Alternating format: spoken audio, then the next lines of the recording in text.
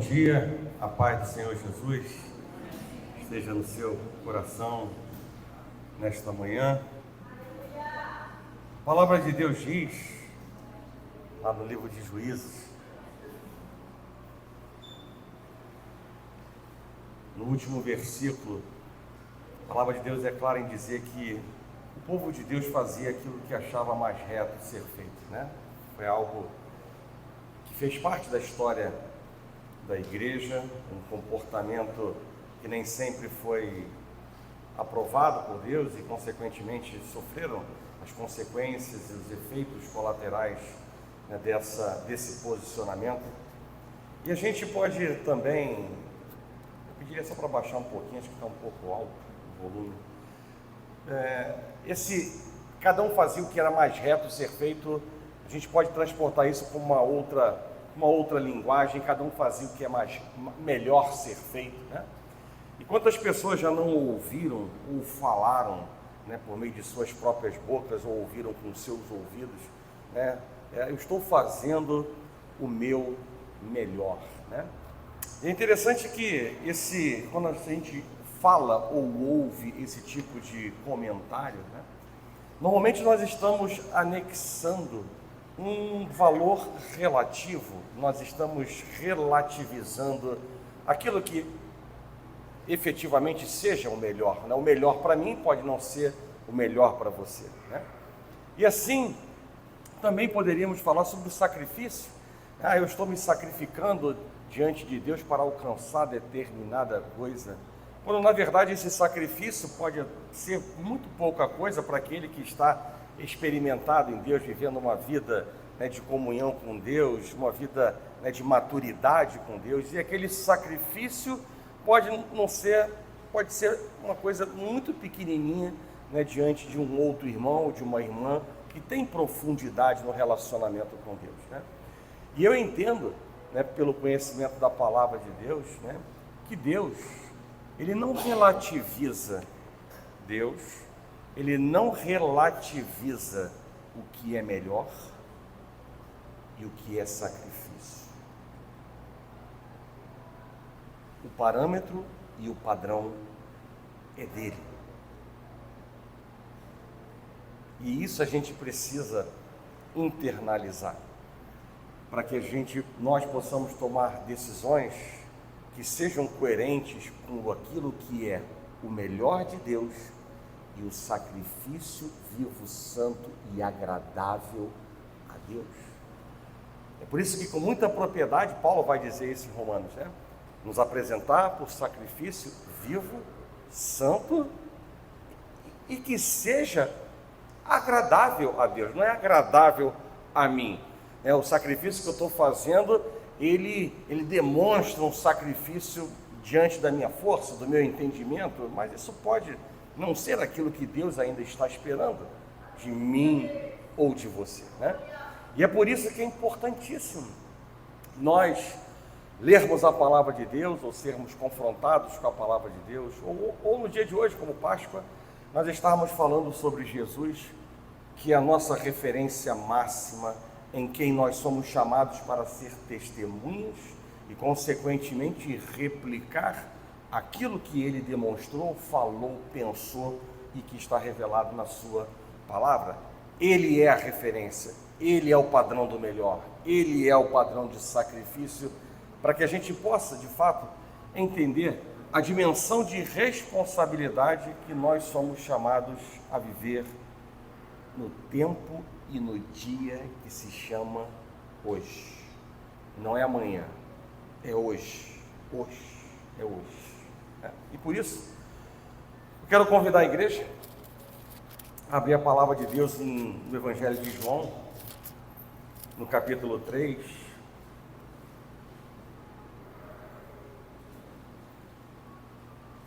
Nessa manhã eu quero falar algo diferente do que venho falando nos últimos cultos, né, de manhã.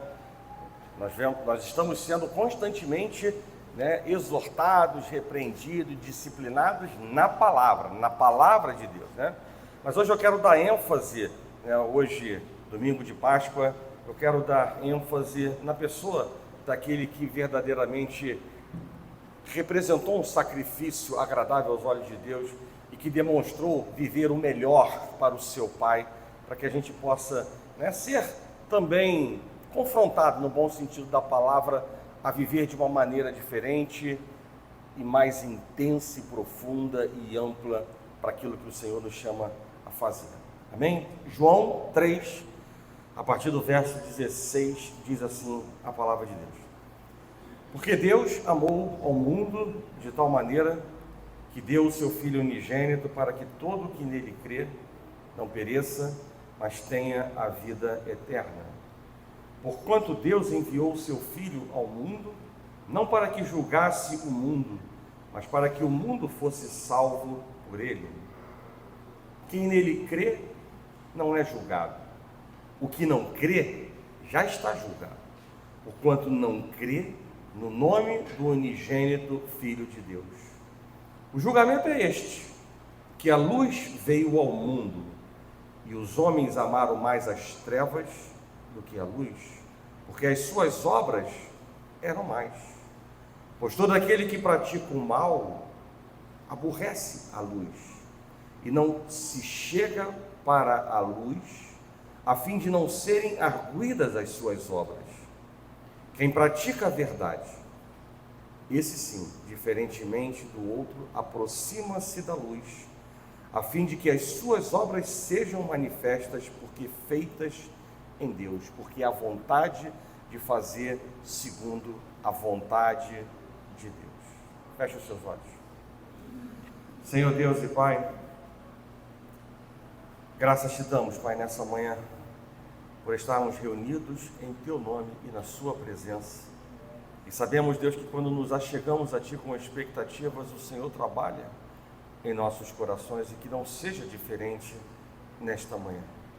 Nós jogamos por terra, Pai, tudo aquilo que seja contrário ao Teu haja, Senhor, sobre nossas vidas neste lugar.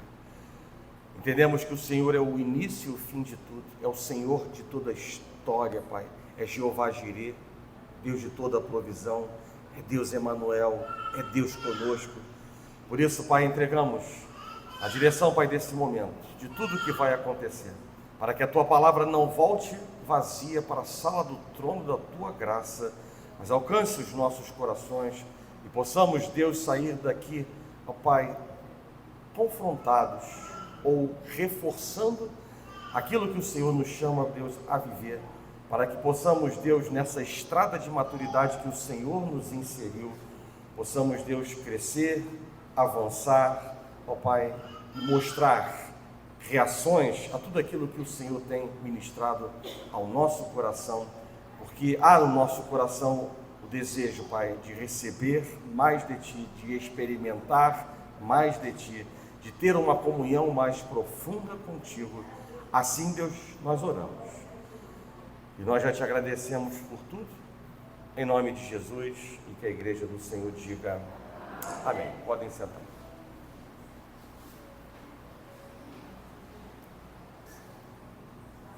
Bem, Deus ele iniciou sabiamente no Jardim do Éden a implantação dos direitos e dos deveres para o povo que se chama pelo seu nome, quando ele estabeleceu duas importantes coisas: o livre-arbítrio, e ao mesmo tempo estabeleceu limite para Adão, quando ele disse: de toda árvore do jardim comerás livremente, mas da árvore do conhecimento do bem e do mal, esta não.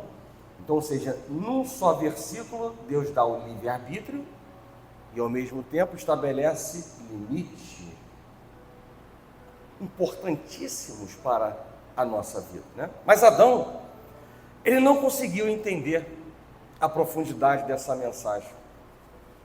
E o pior é que não é só Adão. Muitos ainda dentro das igrejas não conseguem entender, né, que Deus ele nos dá mais do que ele nos cobra para o não, mas nem sempre a alegria do crente, do cristão, está em viver uma vida alinhada à vontade de Deus. E o crente quer ultrapassar os limites, quer fazer mais do que Deus determina, quando ele, em linguagem clara, diz: aqui não, isso não pode, vá até aqui, né? Mas há uma voz interior muito forte, né, que por vezes prevalece ou quer prevalecer diante da voz do Espírito, aquela que fala poderosamente para mudar nosso caráter, mudar os nossos pensamentos, as nossas decisões. E é por isso que nós lemos na palavra de Deus que há uma luta diária e constante entre a carne e o Espírito, e da mesma forma na mão inversa do Espírito contra a carne. Mas Adão, ele não conseguiu entender. E a palavra de Deus diz em Romanos capítulo 5, verso 12, o seguinte: por intermédio de um só homem entrou o pecado no mundo, e a morte por intermédio do pecado. E assim a morte se espalhou a todos os homens, porque todos tinham pecado. E a indiferença e o gosto pelo pecado, né, infelizmente, eles cresceram ao longo da história, né, da humanidade. Decisões unilaterais e precipitadas começaram a ser tomadas em maior volume, a fazer o que achavam mais reto ser feito, como eu disse na introdução dessa palavra. Havia endurecimento dos corações, adorar outros ídolos, ou seja, eu não sei se você tem esse entendimento, mas adorar outros ídolos é simplesmente substituir, preste atenção no que eu vou dizer, é simplesmente substituir Deus pelo nada. Deus pelo nada, porque esse é o significado de ídolo em hebraico. Isso se tornou frequente, isso se tornou cada vez mais evidente, posicionamentos, né, esses perfeitos para a ação de quem? Do inimigo. E que inimigo é esse? Um inimigo invisível, mas real? O inimigo que está permanentemente atento ao nosso derredor, para entrar nas brechas que o pecado ele deixa na relação entre o filho e o pai. Um inimigo que não é leigo, um inimigo que tem amplo conhecimento da palavra de Deus, um inimigo ousado, um inimigo intimidador, ardiloso, valente, acusador, habilidoso para fazer maldade, um inimigo que age dissolutamente como uma serpente, e na diversidade de métodos para poder alcançar a mente e o coração das pessoas. A palavra de Deus diz que é um inimigo que ruge, como se fosse um leão para nos assustar, que se disfarça, se transfigura como anjo de luz, que usa voz mansa e diversas máscaras para alcançar os pontos fracos de diversas pessoas. O inimigo cuja estratégia é matar, roubar e destruir, o inimigo cuja estratégia, claro, é matar a autoestima, é roubar a palavra de Deus, roubar as promessas de Deus e destruir a nossa confiança em Deus, a nossa fé em Deus. O inimigo cuja estratégia é desmotivar o soldado, o filho de Deus, dividir o exército de Deus, a igreja do Senhor, e desconstruir o caminho de vitória que ele está plantando, os princípios vitoriosos de Deus para cada um de nós. Esse, em alto e bom som, não que venhamos dar protagonismo a ele nesta manhã, mas é esse o inimigo que está ao nosso derredor. Um inimigo que não está brincando e que não é de todo desqualificado. Mas os planos de Deus, eles não podem e eles não serão frustrados. E isso é um alento aos nossos corações. E foi estabelecido por amor um plano de resgate, um plano da redenção. Deus ele levanta profetas para dizer ao povo que se arrependesse e que nasceria um menino para desfazer as obras do diabo, e ele seria chamado de maravilhoso conselheiro, ou seja, um conselheiro maravilhoso. Deus forte, como foi dito na escola bíblica hoje de manhã, alguém 100% homem, mas alguém 100% Deus, e um Deus forte, Pai da eternidade, aquele que nos dá a vida eterna. Um menino chamado Príncipe da Paz, Deus Emanuel, Deus conosco. Essa era a materialização de Deus para o seu plano de redenção. E ele se fez carne como nós, para compartilhar a sua experiência humana e nos mostrar como modelo, nos mostrar como referência correta e máxima para nós, como nós devemos agir. Para quê?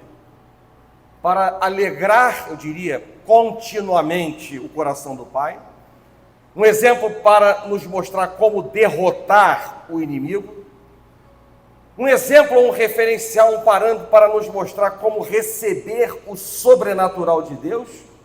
E ainda para nos mostrar como ser aprovado e sermos instrumentos para a glória de Deus.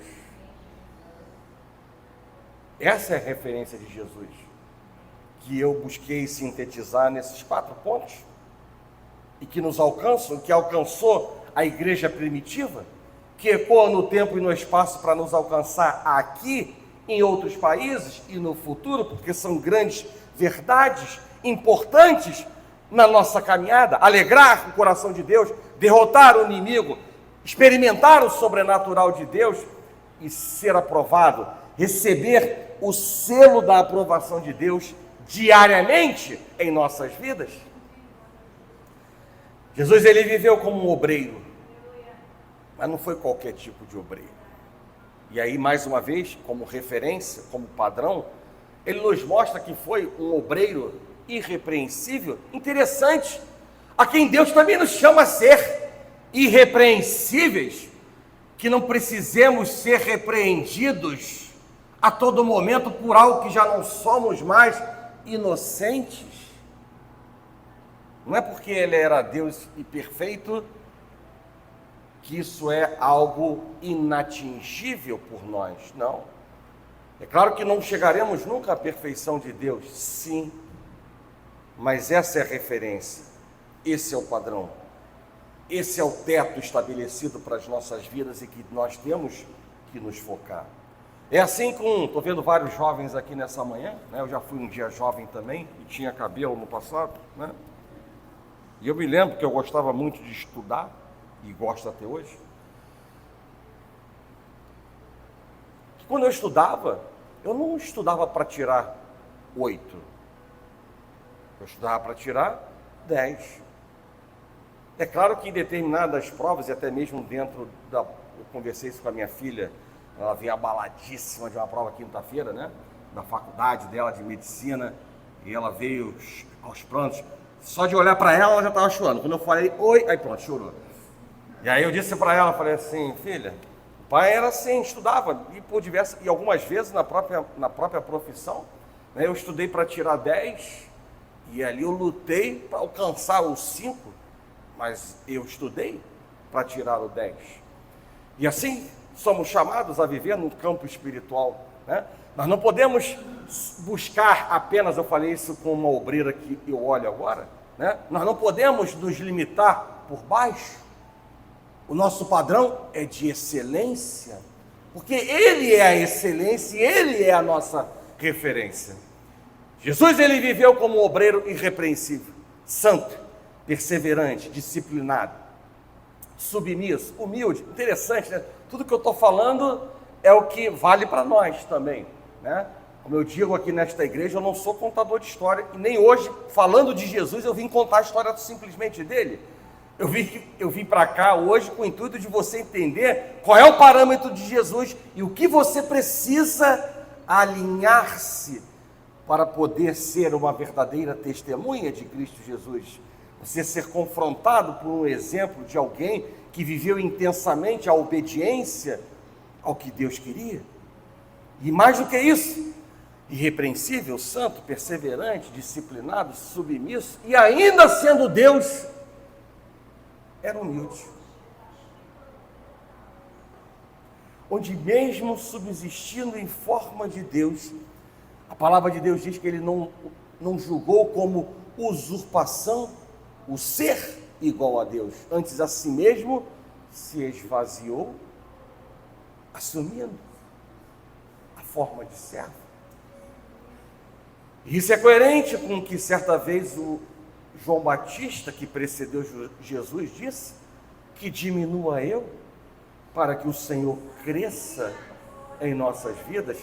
E quem quer entrar ou permanecer na estrada da maturidade, isso é um dos pilares fundamentais, basilares para a nossa vida.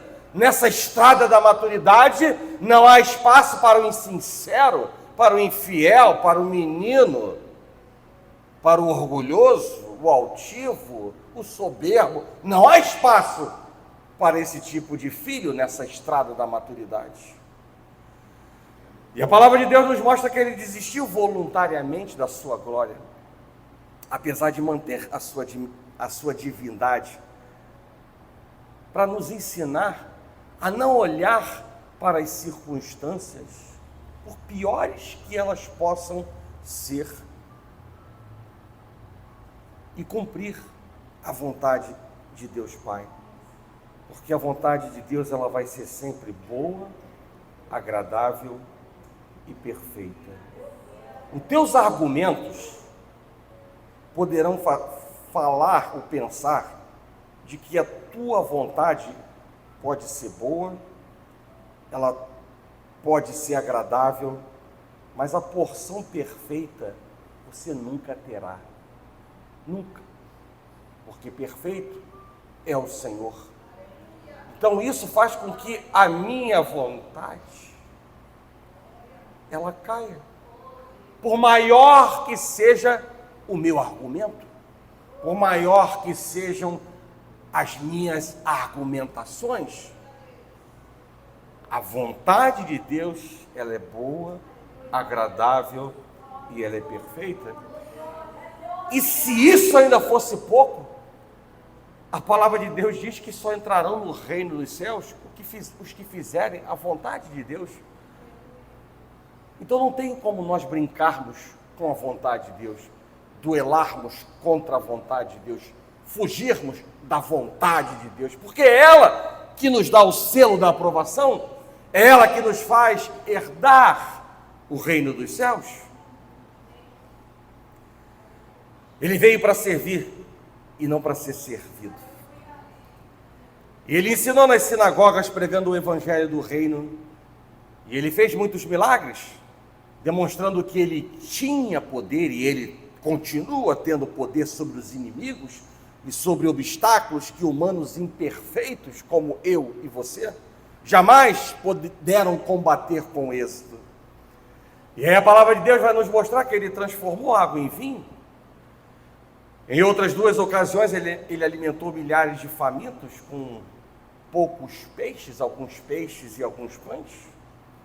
Ele curou portadores de toda sorte de moléstias e de enfermidades. A palavra de Deus diz que ele curou cegos, surdos, leprosos, epiléticos, aleijados, inválidos em geral.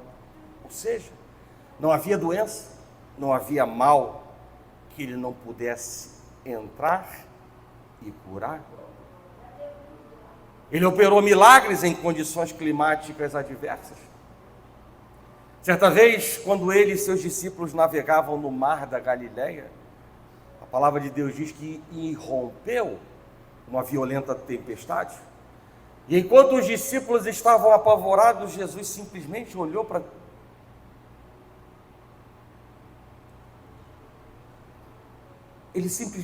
a tempestade e disse: aquiete-se, acalme-se. E imediatamente se instalou a calmaria, a poder na palavra de Deus. Há poder nesta palavra que é de Deus, imutável no tempo, seja na antiga aliança, seja na nova aliança. Haja luz e houve luz. É assim hoje. Deus fala por meio da sua palavra e ele está pronto para executar. Porque ele não é homem para mentir, nem filho de homem para se arrepender do que ele declara para a sua igreja. É o mesmo de ontem, que tinha o mesmo poder para hoje continuar fazendo infinitamente mais de tudo o que pensamos, esperamos e merecemos. Andou sobre a água durante uma tempestade.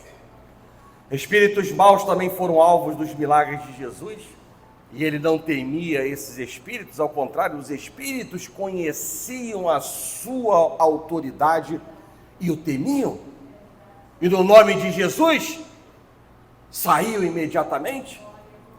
E eu disse na quarta-feira, fazendo uma comparação entre o diabo e o ego, quando você tem, que alguém está possuído, você fala em nome de Jesus, saia, e ele sai. Mas um crente que um dia aceitou Cristo Jesus como Senhor e Salvador, e que a palavra de Deus diz que fazem nova todas as coisas, que o pecado já não tem mais domínio, mas por incrível que pareça, às vezes o ego cresce, o ego que é um caminho contrário à humildade de Deus. E aí eu disse na quarta-feira, fala para o demônio, sai em nome de Jesus, e ele sai. Aí fala para o crente carnal, ego, sai no nome de Jesus. Não sai.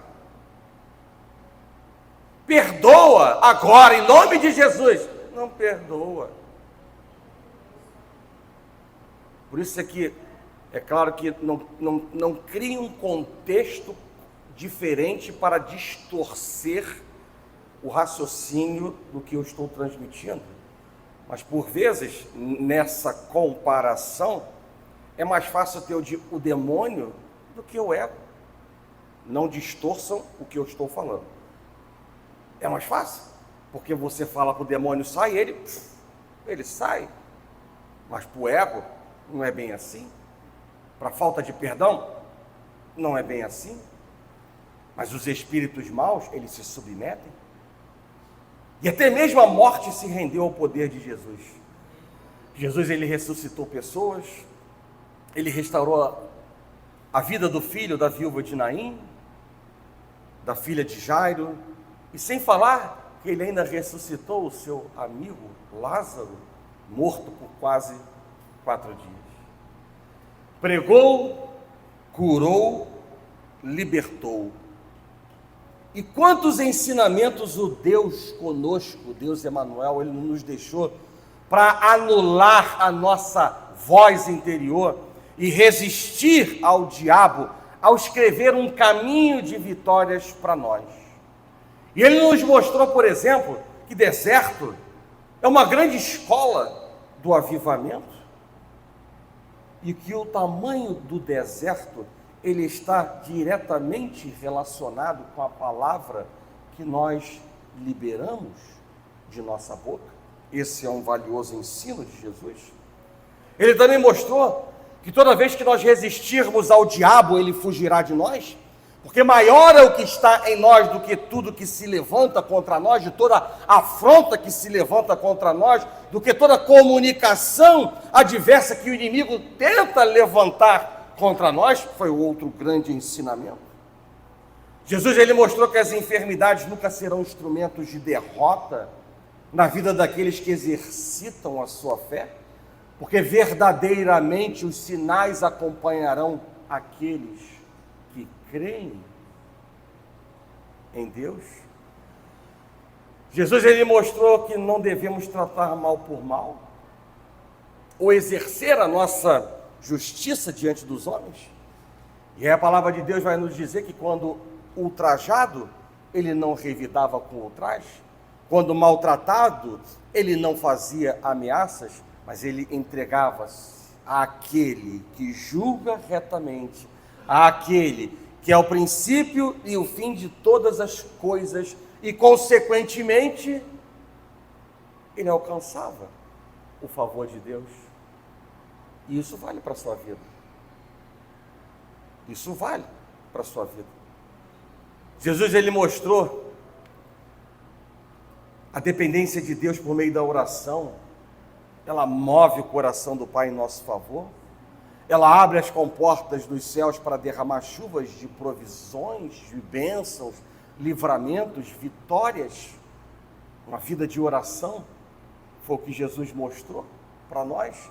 Quantos benefícios foram contemplados pelos discípulos por meio desta caminhada de oração de Cristo?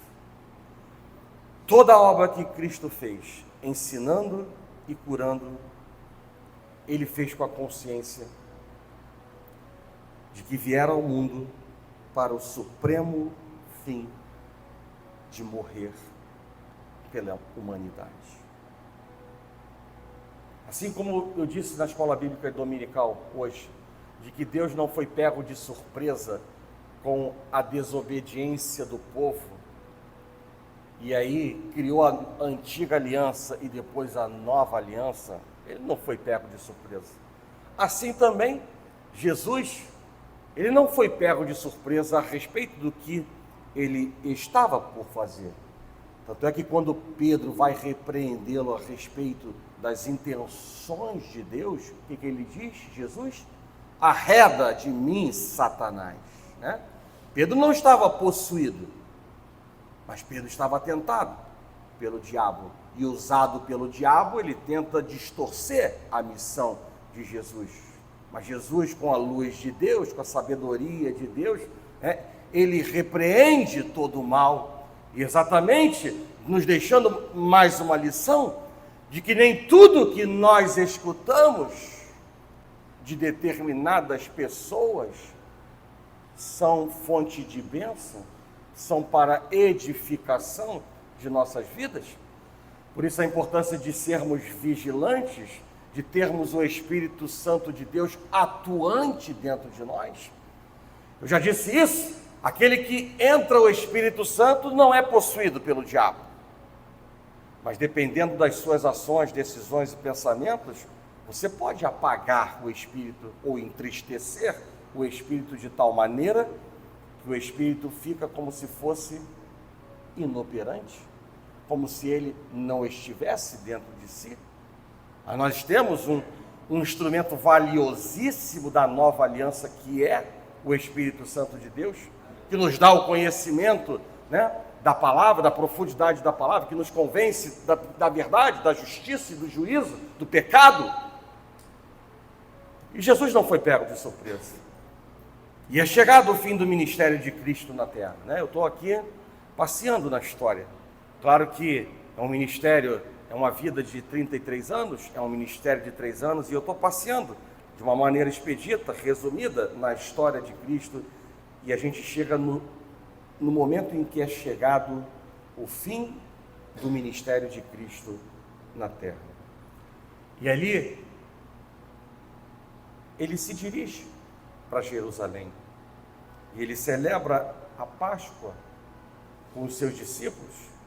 E esse era um evento muito importante, e mais do que importante, ele era um evento sagrado para o povo judeu, porque comemorava a época em que Deus os poupou da praga da morte física por meio do sangue nos umbrais das portas, e que ao mesmo tempo, além de os livrar da morte, também os tirou da terra do Egito.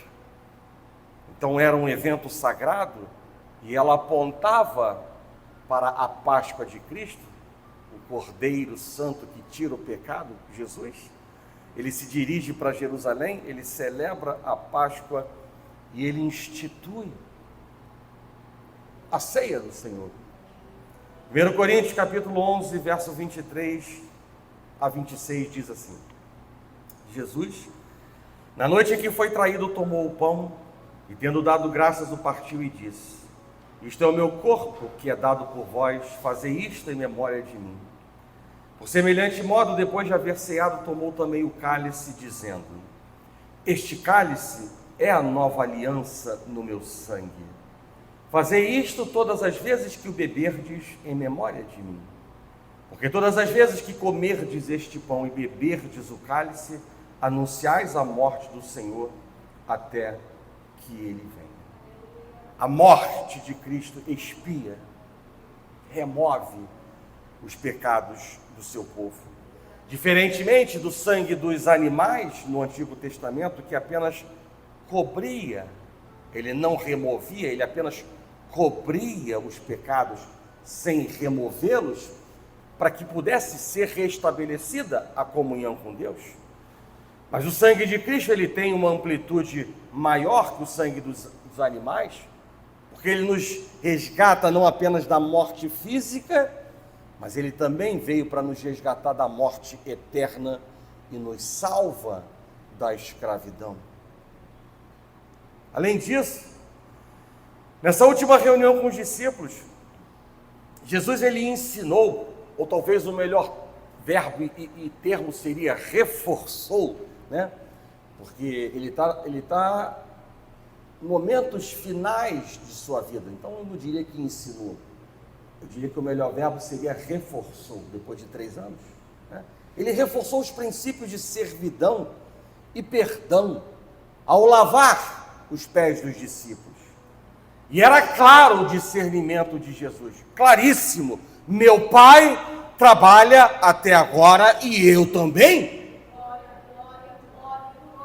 e esse não pode ser um entendimento diferente de nós, servos e obreiros de Deus. Deus continua trabalhando e nós também devemos seguir essas águas, e ele veio para servir e não para ser servido. E então, com alguns discípulos, a palavra de Deus nos diz que ele entra no horto do Getsemane.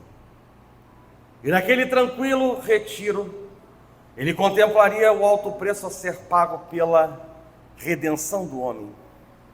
E ao considerar o sacrifício pelo qual ele teria que passar, a palavra de Deus diz que ele declara 3 vezes, por 3 vezes Jesus rogou: Pai, se possível, afasta de mim, passe de mim este cálice. Meu Pai, se possível, passe de mim este cálice. E pela 3ª vez ele diz: meu Pai, se possível, passe de mim este cálice. E o Salvador, ele sofre intensamente.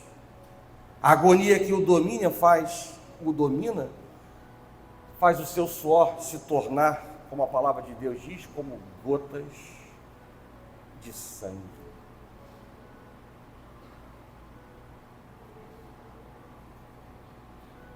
E aí eu volto na introdução. Qual é o nosso parâmetro de melhor e de sacrifício? Olha o de Jesus. A agonia o domina e o seu suor, o suor do seu sacrifício, se torna como gotas de sangue. E ali mesmo no jardim, Jesus é preso e é levado aos dirigentes religiosos que, numa farsa de julgamento, o condenam à morte.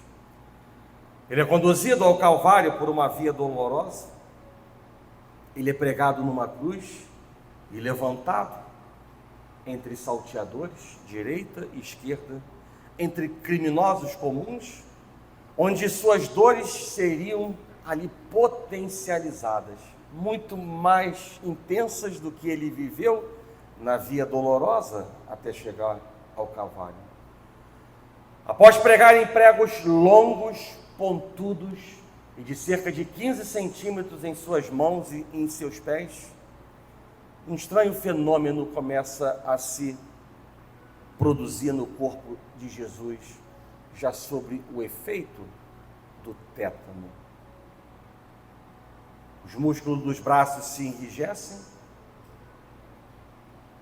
em uma contração que vai se acentuando, os dedos eles se curvam, os músculos do abdômen se enrijecem em ondas imóveis, enrijece-se também os músculos entre as costelas, os do pescoço, os músculos respiratórios. E assim, a respiração se faz pouco a pouco mais curta. E Jesus, ele é envolvido pela asfixia.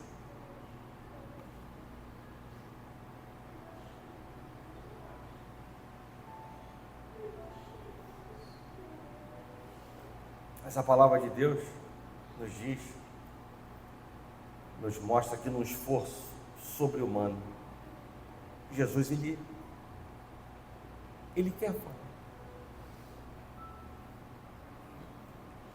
E ele declara em alto e bom som: Pai, perdoa-lhes, porque não sabem, são ignorantes, não sabem o que eles estão fazendo.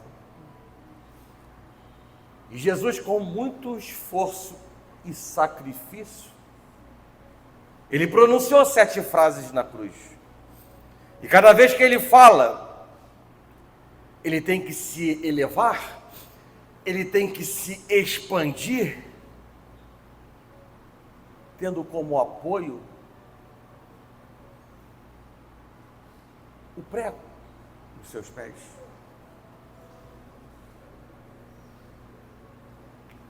Inimaginável a dor de Cristo.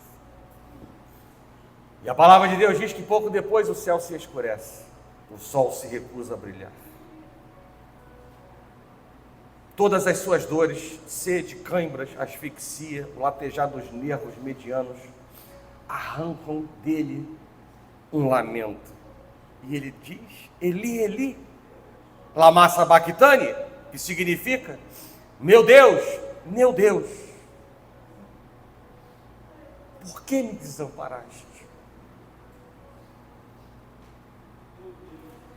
E a luz da presença do Pai, naquele momento em que ele se fez pecado, foi retirada dele.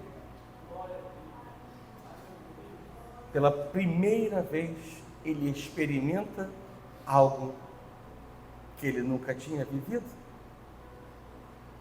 Durante aquelas negras horas na cruz, Jesus se fizera pecado.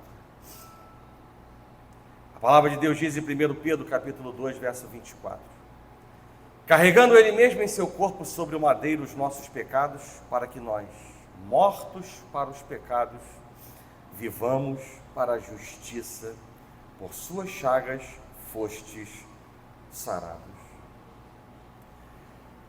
Naquele momento, Jesus assumia a culpa do mundo, os pecados de toda a humanidade, em todos os tempos, incluindo os meus e os teus pecados também. E por isso ele sofreu o que o homem teria que sofrer, por ter pecado. Ele foi afastado da presença de Deus, porque o pecado, ele é a rebelião contra o céu, e ele traz em si a separação de Deus. É isso que a palavra de Deus vai nos dizer em Isaías 59. O que o pecado faz entre nós e o Senhor, entre a nossa necessidade que sai da boca, que ele já conhece, e o ouvido dele, entre o que eu quero e a provisão de Deus, e o pecado é um muro de bloqueio, como aqui ele sentiu, fazendo a separação entre ele e o Senhor. A consciência da separação do Pai e o senso do abandono envolveram Jesus em densas trevas e produziram nele uma angústia tal que jamais será plenamente compreendida, ou pode ser plenamente compreendida pelo homem. Nós por vezes tentamos qualificar e quantificar determinadas coisas que acontecem na palavra de Deus, como Jó, que num versículo diz que Jó perdeu isso, aquilo, família, animal, dinheiro, tal, um versículo. Mas nós não temos capacidade de quantificar e de qualificar a profundidade do sofrimento do que Jó passou. E a mesma coisa é aqui, tentando traduzir em palavras o que Jesus falou, mas mesmo assim somos falhos e não vamos conseguir entrar na intensidade, na profundidade daquilo que efetivamente Jesus viveu. Mas isso já nos choca, isso já nos abala, isso já nos toca no profundo. Angústia e sofrimento por obediência a Deus. Mas ele ainda tinha consciência, e ele ainda tinha força para gritar. E ele diz: está consumado. O plano da redenção da humanidade está consumado. E finalmente, Jesus, clamando com grande voz, ele disse: Pai, nas tuas mãos entrego o meu espírito.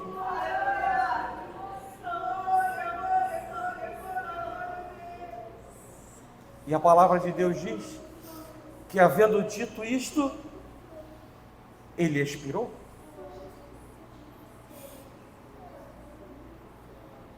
E tudo o que ele fez voluntariamente.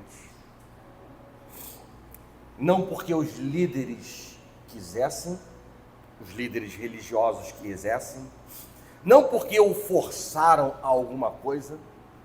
Quando Pedro ele usou a espada para defendê-lo no Getsêmani, Jesus o repreendeu e disse para ele o seguinte: acaso pensas que eu não poderia rogar ao meu Pai, e ele me mandaria neste momento mais de 12 legiões de anjos? Disse Jesus a Pedro. Poderosos anjos de Deus, milhares deles estariam ao seu lado para o defender, se ele quisesse. Mas por sua livre escolha, ele se deixou prender. Por sua livre escolha, ele se deixou ser amarrado. Por sua livre escolha, ele se deixou ser maltratado. Por sua livre escolha, ele se deixou ser pregado na cruz. E lá morreu por nós, pecadores. Foi por amor.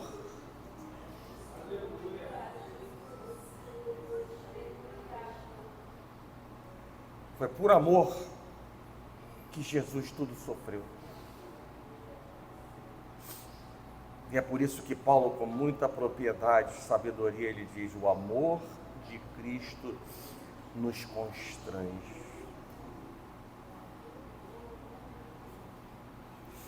Eu quero que você entenda nessa manhã que a cruz de Cristo, ela não é só um instrumento de Deus para a expiação do pecado. Ela é parte. Isso é parte do significado da cruz de Cristo.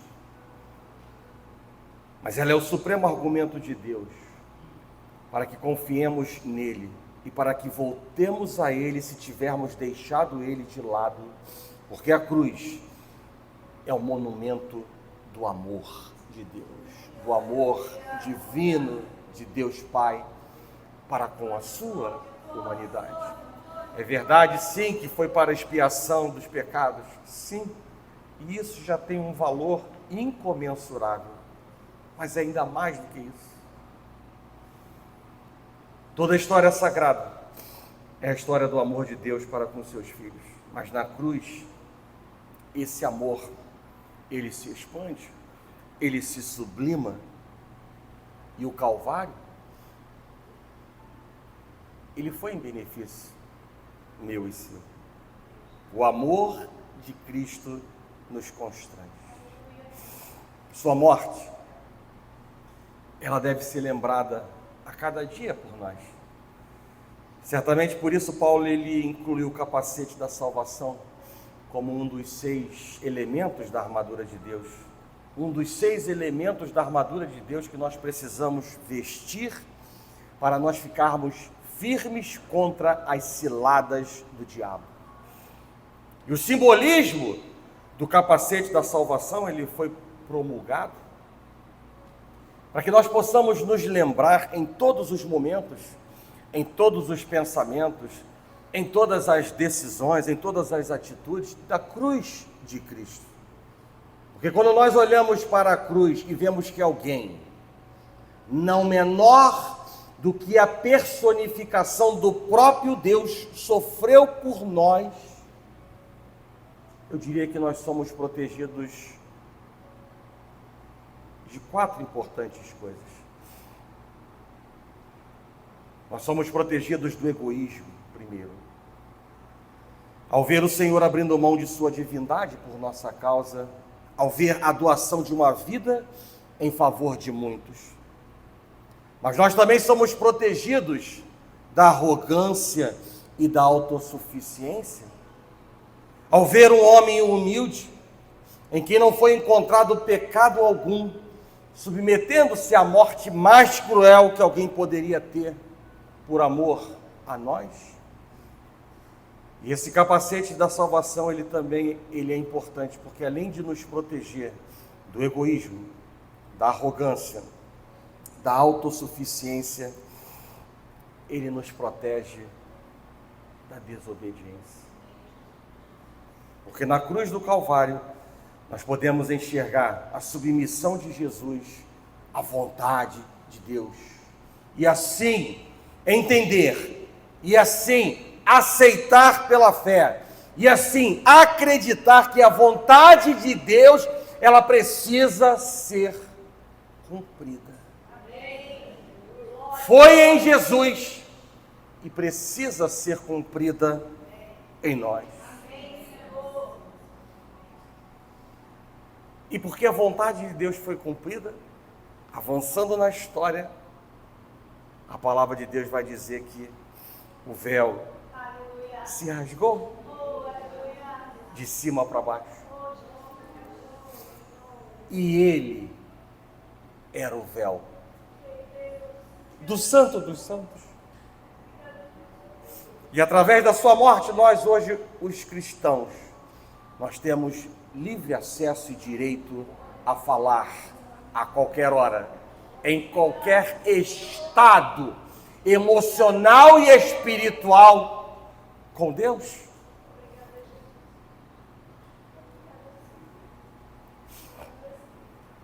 Lá no Calvário, na cruz, estava escrito: Jesus Nazareno, Rei dos Judeus. Eu não sei se você sabe, mas isso é como se fosse, de uma maneira abreviada, a justificativa porque que Jesus estava sendo crucificado. Ele era humilde e ele nunca disse, em suas próprias palavras, que ele era o rei dos judeus. Ele foi o rei dos judeus. Quando ele foi inquirido, ele respondeu: tu o dizes.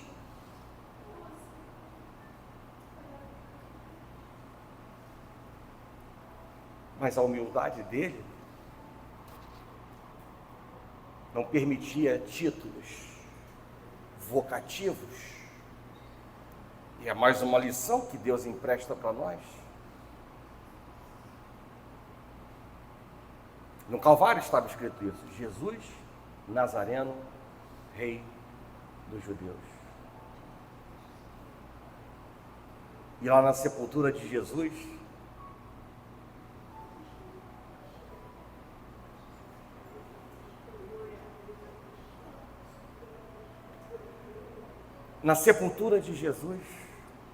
estão escritas as seguintes palavras: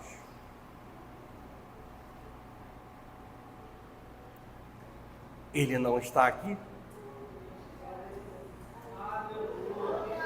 está vazio. O nosso Deus não está morto, ele ressuscitou. O pregador voltou, as profecias se cumpriram, e ele vive, e ele reina, e ele está sentado à direita de Deus Pai, intercedendo por mim e por você, para agora nos fazer mais do que vencedores em Cristo Jesus. E por isso, só por isso, toda a honra, toda a glória e todo louvor sejam dados a Deus.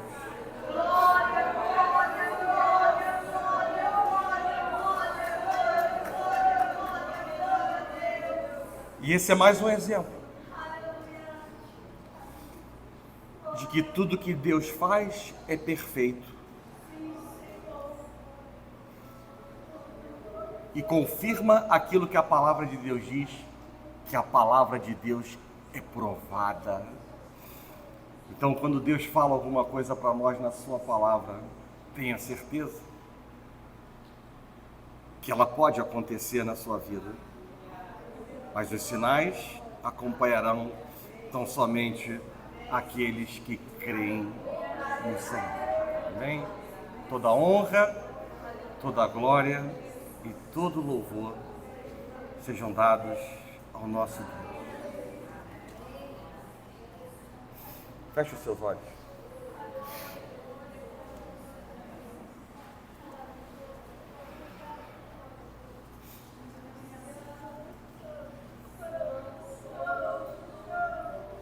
Convido os irmãos a se tomarem posição na mesa da ceia do Senhor.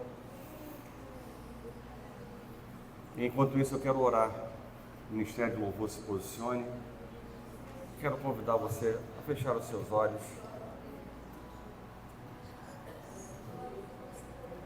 E certamente eu não contei uma história para você chorar, mas a palavra de Deus para você ser constrangido a entender que é o melhor e o que é ser um sacrifício vivo, santo e agradável a Deus. Não é por força, nem por violência, tudo é pelo Espírito Santo de Deus. É Ele quem convence do pecado, da justiça e do juízo. Mas deixa Deus trabalhar, porque nada é coincidência, nada é por acaso. E quão bom é saber que o nosso Jesus, Ele vive e Ele reina em nossas vidas. Amém?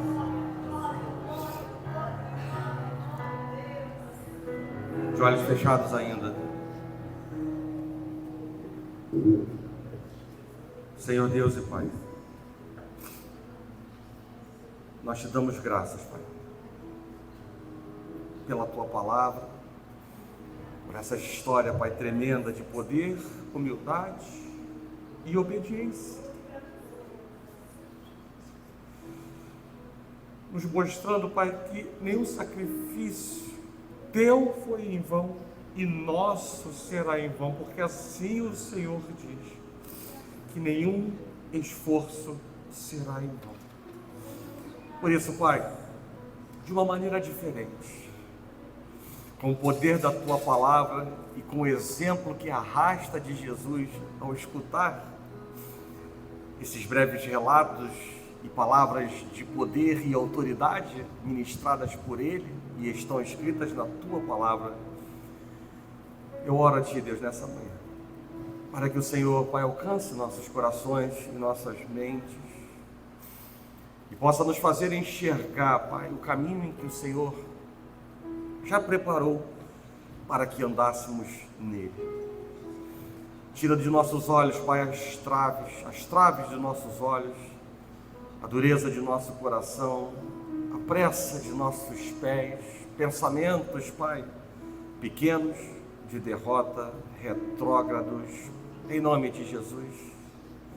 A Tua palavra diz que o pecado não tem mais domínio sobre nossas vidas e que quando o Senhor entra, tudo se faz novo em nossas vidas. E o Senhor não é mentiroso. O Senhor não é mentiroso. Por isso, Pai, cuida, Deus, do coração dos Teus filhos, que se achegam a Ti oferecendo as suas primícias, Pai, e eu entendo que isso é muito agradável aos Seus olhos. Mas mais do que teóricos da Tua palavra, queremos ser praticantes. E aí, Pai, a Tua palavra não nos deixa inocentes, porque diz que a carne milita quanto que o Espírito quer construir dentro de nós. Mas quão bom, Deus, é ler um pouquinho mais e saber que o Espírito também vai militar contra essa carne para anular todo o intento destrutivo, daninho da carne contra nós. Dá continuidade, Deus, à Tua obra em nós. Não sejamos nós, Deus, limitadores para o Teu haja, e nem venhamos, Deus, retardar, ó Pai, desertos e provisões, Pai, sobre nossas vidas e sobre esta igreja, Pai. Tens liberdade para mexer, trabalhar, Pai, em nossas vidas, nos nossos corações e nos aprumar a Tua boa, agradável e perfeita vontade, Pai, nessa manhã. Nós rendemos graças a Ti, vestidos com o capacete da salvação, para anular, Pai, pensamentos e posicionamentos destrutivos, unilaterais, e que por vezes, Deus, nos fazem andar em caminhos contrários, em rotas de fuga ou de colisão com a Tua vontade, Pai. Mas nós rogamos a Ti, como um Deus que não trata mal por mal, como um Deus que não quer evidenciar os nossos erros do passado, como um Deus que está à porta dos nossos corações batendo para que ela possa se abrir e o Senhor entrar nessa manhã, Pai. Faça morada em nós, ó Pai. Vem ceiar conosco, Pai, nesta manhã, para que verdadeiramente, Pai, saiamos diferentes. Não, Pai, com lágrimas de uma pregação, mas com sincero e verdadeiro arrependimento do nosso coração, daquilo que precisa ser mudado. Porque nada é por coincidência, já que o Senhor tem o controle de todas as coisas nas Tuas mãos, Pai. Trabalha, manifesta o Teu poder, para que tudo isso seja unicamente para a honra, glória do Teu santo nome. Assim nós oramos. E nós agradecemos por tudo, em nome de Jesus, e que a igreja do Senhor diga amém. Amém.